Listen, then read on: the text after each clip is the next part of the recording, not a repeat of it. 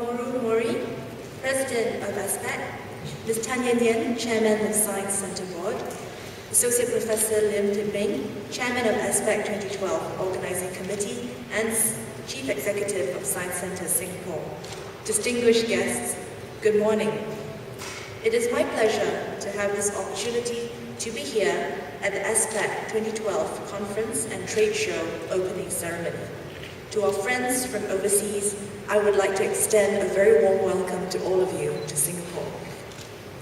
Over the past decade, global research and development, or R&D, expenditure grew at an astounding rate, rising from an estimated $522 billion in 1986 to $1.3 trillion in 2009. In the Asia-Pacific region alone, investments in R&D jumped from 24% in 1996 to 35% in 2009 of estimated world R&D activity, with Asia's rapid rise as a major science and technology center being chiefly driven by developments in China. Singapore has, in recent years, established itself as a vibrant international R&D hub with capabilities across a spectrum of science and technology fields, including physical sciences, engineering, and biomedical sciences. We are home to over 300 multinational companies that are engaged in cutting-edge R&D. As a result, R&D-related jobs have grown in tandem with industry developments from 8,600 in 1981 to over 40,000 in 2010. One key driver for this surge is our focus on establishing a world-class biomedical and healthcare services industry and establishing Singapore as Asia's leading medical hub. As you know, Singapore has no natural resources but our people. The education system plays a key role in developing our human resources to support and drive the economy. Our education landscape now offers a variety of options catering to the different aptitudes and talents of our students. Specialized agencies like the Agency for Science, Technology and Research, or ASTAR, and the Science Center Singapore provide opportunities outside of the classroom for our youths to pursue their passion in the areas of science and technology.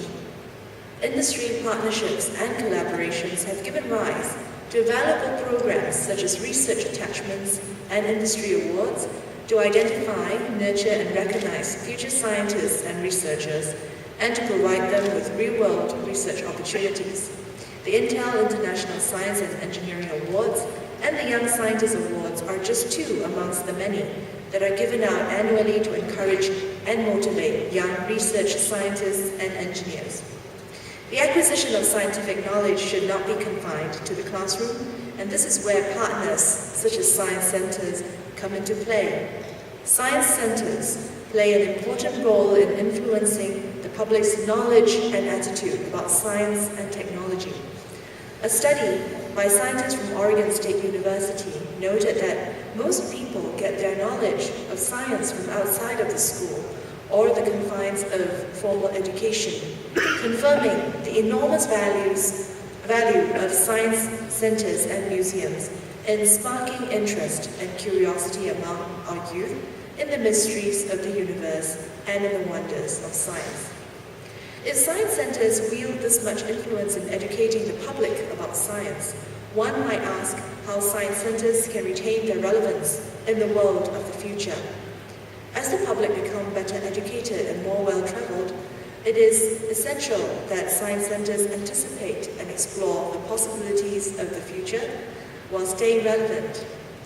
The ultimate aim of science centers is not in merely providing scientific knowledge, but to inspire the visitor's sense of curiosity, to question, to seek out answers, and form opinions. It is very apt, then, that ASPAC 2012's theme is reinvention. Reinvention will give organizations the competitive edge by changing mindsets and allowing transformation to take place in an increasingly complex and rapidly changing global environment. It is even more crucial for science centers since they champion creativity and encourage innovation. These questions bear thinking about. Are we engaging minds? Should we do things differently?